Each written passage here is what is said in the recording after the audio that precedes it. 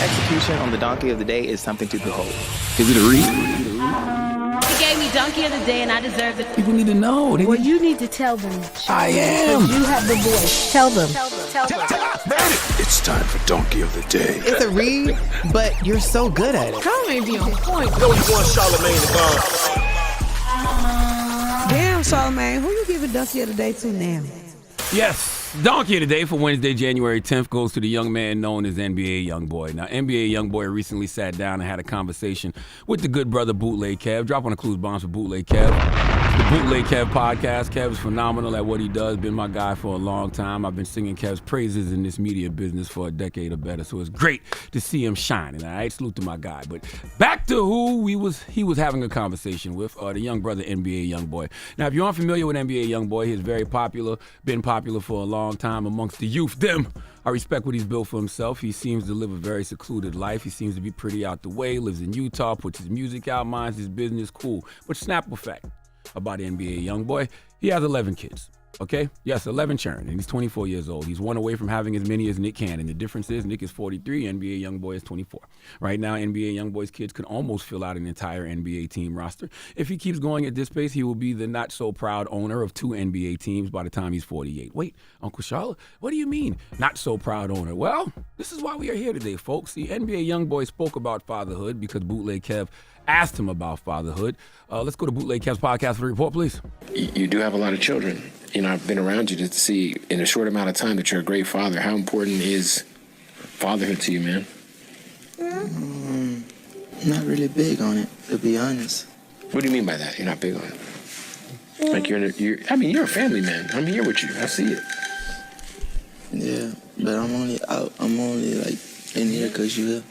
Oh, well, I don't believe It's you. a crazy topic because I'm not the type like to sugarcoat nothing, but I'm 4 walls all day, every day. When you say 4 walls, you mean locked in? Yeah, Just honed in on the music? yeah. He has 11 kids, but in his words, he's not really big on fatherhood. NBA YoungBoy treating fatherhood the way the NBA's Nikola Jokic treats the NBA. You ever hear Joker talk about basketball the same level of don't give a F that NBA Jokic has about basketball? NBA YoungBoy seems to have about being a father to his 11 kids. I shouldn't have to tell y'all that one of those things is not like the other, okay? Now, Donkey of the Day is all about giving people the credit they deserve for being stupid, but it's also about using things like this as a teachable moment. I didn't know I would have to say this, but my brothers, that is whack. All right, so many of us come from broken homes. So many of us had fathers or mothers that weren't big on having kids. But what bothers me about statements like this is NBA YoungBoy talks that gangster talk in his records.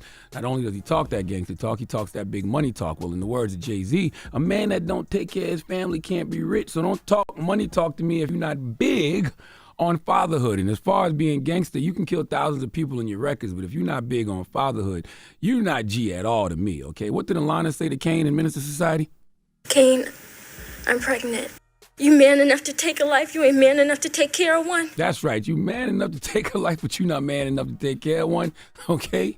And what was absolutely insane to me was when Bootleg Kev said to NBA YoungBoy, you are a family man from what I see. And YoungBoy says, I'm only in here because you're here. As if he was just using the kid as a prop for the conversation. Like, YoungBoy, I had a vasectomy consultation this week. Okay, my wife wants me to cut the cable. You should do everyone the biggest favor and probably do the same. Okay, I don't know at what point do you realize you're not big on fatherhood? Is it after child 1 fish, 2 fish, 3 fish, blue fish? Like, why do you have 11 children? You know, did it take 11 children to get to the point to say you're not big on fatherhood? Listen, we are in the era of generational curse breaking, okay? Those dysfunctional cycles we had to deal with, we the generation that's supposed to break those. And by the way, we are, okay? Let's not get it twisted because of NBA YoungBoy. Facts, 70% of black fathers who live with their children were most likely to have bathed, dressed, changed, or helped their child with the toilet every day compared with their white and Hispanic counterparts. White is 60%, Hispanic is 45%. And that's according to the U.S. Centers for Disease Control and Prevention's National Health Statistics Report, okay? Those black fathers were also more likely to have eaten a meal with their children. Okay, the data showed, and yes, these numbers are high. The data shows not just for biological fathers living inside the home, but it also indicates that black fathers often step into the role of step-parent or maintain consistent involvement when living outside the home. And that's not coming from me. Don't listen to me. I got a lisp. Okay, that came from Dr. Erlanger Turner, a licensed psychologist psychologist and associate professor of psychology at Pepperdine University in Malibu, California. Don't let NBA YoungBoy fool you. There's a myth of the missing black father because, once again, stats show that close to 70% of all births to black mothers are non-marital, okay?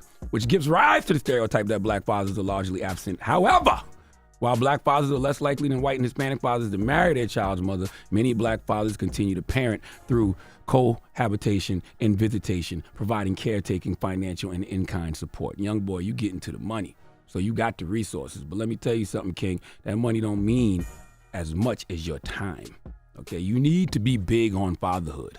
All right, you don't have the luxury of not being big on fatherhood because no present is better than your presence. And you can't just physically be there to be present. You have to mentally and emotionally be there. Be the adult you needed as a child. And look, man, NBA YoungBoy, I'll shoot him some bail. He's only 24. I don't know the age of his oldest child, but I know that NBA YoungBoy is only 24. Your full frontal cortex hasn't even fully developed yet.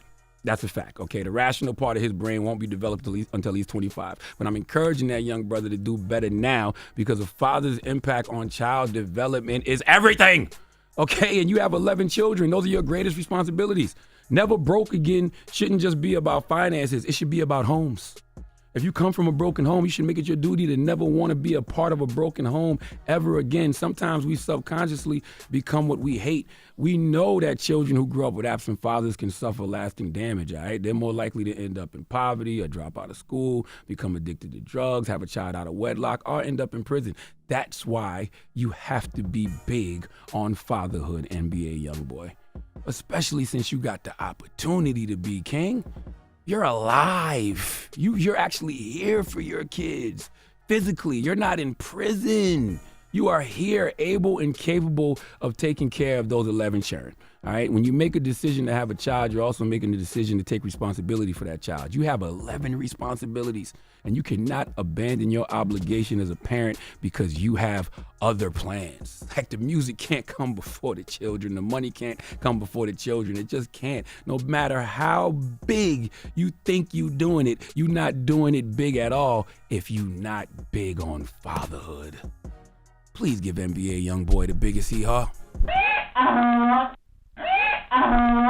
Just a teachable moment, man. Mm-hmm. Come on, man. We got to be big on fatherhood. Now, just want to tell you, you said he's he was in Utah. Well, he's on house arrest in Utah. That's why he's out the way. He can't leave the house. That's why he's in Utah. Okay. And I'm gonna try that at home tonight. When my kids come up to me and say that they're hungry, I'm gonna be like, I don't feel like fathering today. You don't feel like being? Well, he didn't say he don't feel like being fathering. He actually he's not big on fatherhood. That's what I'm gonna tell him. I'm not big on fatherhood today. No, you're not. You're not gonna do that. When my daughter has to go to dance, I'm like, ask your mom to drive. You know why you're not gonna? I'm not. You know why you're not gonna do that today. You're not gonna do that because you know better. When the baby comes and her pamper got to be changed, I'm like, you change your own pamper. You're not gonna do that because you know better. But once again, like I said, I'll shoot him a little bit of bail. He's 24 years old. Full frontal cortex don't develop till he's 25. The rational part of his brain not even working yet. Okay, and we don't know what else could be causing, his brain not to be logically processing things the way that it should. But listen, I just want to tell all brothers out there, because this ain't just about NBA YoungBoy. You have to be big on fatherhood, okay? And there's a myth of the missing black father, because black fathers are here, and we are showing up for our children. You heard the stats that I just read.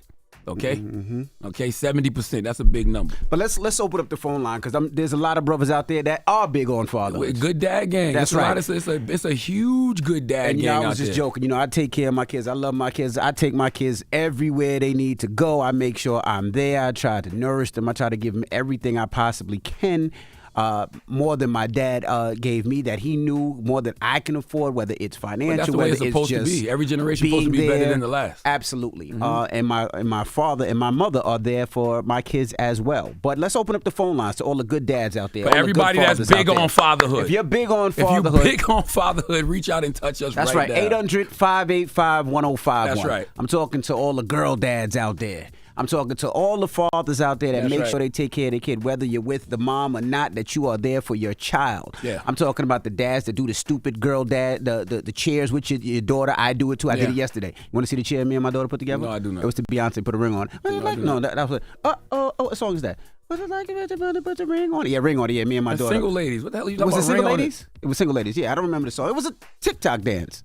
But anyway, yeah, I'm nice with it. I could do the. You sure you ain't the mom? Are you positive? Are we sure? I don't know what you identify as anymore. Are you sure? 800-585-1051. You know, my daughter asked if babies come out the butt. All right, man. Everybody that's big on fatherhood, call us right now. I didn't know how to answer that one. 1-800-585-1051 is the Breakfast Club. Wake that ass up. Early in the morning. The Breakfast Club.